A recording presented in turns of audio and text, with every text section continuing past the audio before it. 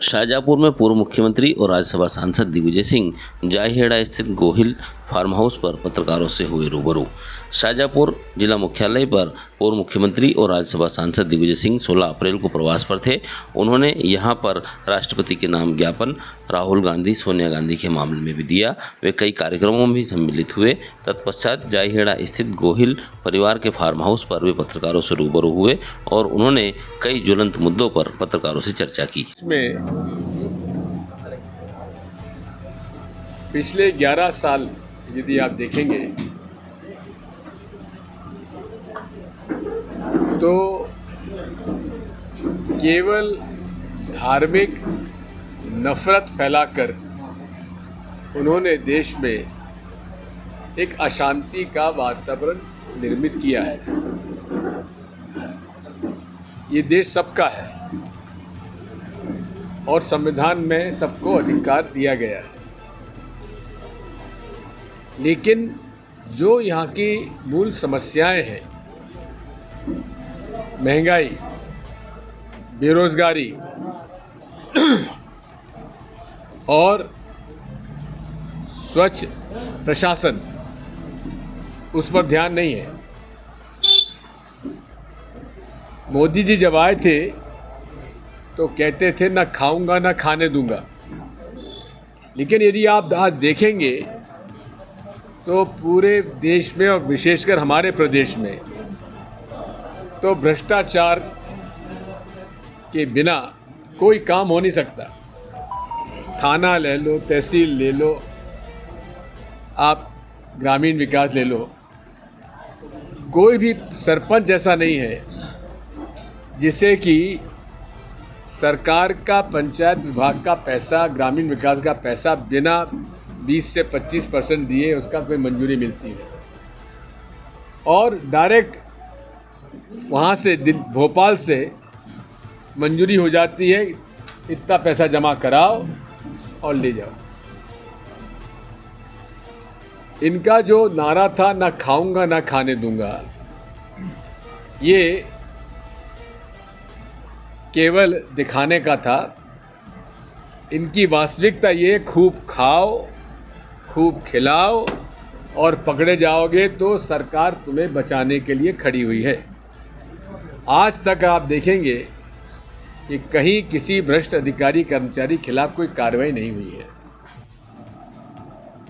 राहुल गांधी जी जिस प्रकार से उन्होंने नफरत के खिलाफ कन्याकुमारी से कश्मीर तक की पदयात्रा की, नफरत छोड़ो भारत जोड़ो के अभियान में, और जिस तरह से वे भारतीय जनता पार्टी और मोदी जी की नीतियों के खिलाफ बयान दे रहे हैं, उससे परेशान होकर उन्होंने झूठे प्रकरणों में इन्हें FIR दर्ज की जा रही है, उनका नाम लिखा जा रहा है। लेकिन ये वो परिवार है जिसने देश की आज़ादी में भाग लेकर देश की आज़ादी में जेल भुगती। उसके बाद दो लोग इस परिवार के शहीद हुए। वो ना डरे हैं ना डरेंगे। लेकिन जिस केस में ये उनके खिलाफ ये प्रकरण बनाया गया है, उसमें एक पैसे का भी, 1 रुपये का भी लेन देन इस परिवार ने नहीं किया, कोई लाभ नहीं लिया, ना अकाउंट में कोई पैसा उनके गया, फिर भी उनके ऊपर ये केस लगा दिया गया। ये नारा देते हैं एक राष्ट्र, एक चुनाव, एक नियम, एक कानून, ठीक है ना, लेकिन कानून बनाते वक्त ये उसका ध्यान नहीं रखते।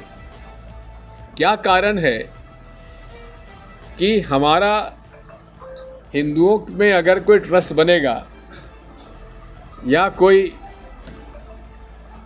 धार्मिक हमारा संगठन बनेगा, रजिस्टर कराएगा, उसमें कोई दूसरा धर्म का आदमी नहीं आ सकता। सिखों का प्रबंधक समिति बनती है गुरुद्वारे में, उसमें गैर सिख उसमें नहीं आ सकता। गिरजाघर और ईसाइयों के अंदर गैर ईसाई नहीं आ सकता, लेकिन वक्फ के अंदर आपने गैर मुसलमानों को बहुमत दे दिया। ये भेदभाव हुआ कि नहीं हुआ? ये भेदभाव क्यों है? सारी लड़ाई इस बात की है। जहाँ तक एक राष्ट्र एक चुनाव का सवाल है, यहाँ राज्यों का और देश का चुनाव शुरू में एक साथ होता था, लेकिन फिर जहाँ राज्यों के सरकारें गिरने लगी और मिड टर्म इलेक्शन होने लगे तो अलग अलग हो गया। अब उसमें यह है कि अब आपकी मध्य प्रदेश की सरकार 2023 में बनी और लोकसभा का चुनाव 2024 में हुआ, लेकिन अब इस साल बिहार का चुनाव हो रहा है। इसका मतलब ये है कि वो पूरा 5 साल का टर्म पूरा नहीं कर पाएंगे। तो संघीय ढांचा मतलब राज्यों का अधिकार कम किया जा रहा है, ये उचित नहीं है। और राज्यों का अधिकार जो कम किया जा रहा है, उससे वजह से दक्षिण भारत में काफ़ी लोग आंदोलित हैं और वो उसके लिए तैयार नहीं हैं। तो इसलिए ये इम्प्रैक्टिकल भी है। रामदेव जो है ये नकली दवाइयाँ बनाकर बेच रहा है और अनेक इसके जो प्रोडक्ट हैं वो बैन कर दिए गए हैं। यहाँ तक कि कुछ दवाइयों पर के लिए तो सुप्रीम कोर्ट ने 1000 करोड़ का जुर्माना पतंजलि पर किया है। अब इधर तो वो मुसलमानों को गाली दे रहा है, उधर अपनी दवाइयों को दुबई में बेचने के लिए जमात उलमा से हलाल का सर्टिफिकेट ले रहा है कि ये सारी दवाइयाँ हैं जो उसमें जो मिलाया गया है वो सब हलाल किया हुआ है। लगभग 56 दवाइयों की मैंने सूची दी है। पहली बात तो ये है कि सुप्रीम कोर्ट की गाइडलाइंस हैं कि दंगा फसाद रोकने के लिए क्या क्या होना चाहिए। उसमें ये भी है कि जो सेंसिटिव जोन है वहाँ से जुलूस नहीं निकाले जाना चाहिए। ये क्या कारण है कि इन तथाकथित संगठनों को मस्जिद के सामने आकर ही उनको नाचने में मज़ा आता है? अरे भाई, क्या ज़रूरत है इसकी? आप दुनिया भर में नाचो, किसी को एतराज़ नहीं है।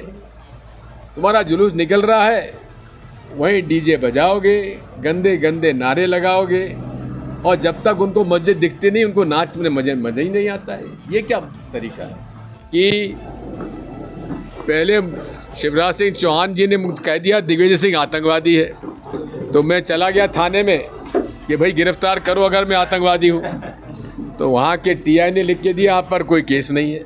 मैं वापस आ गया।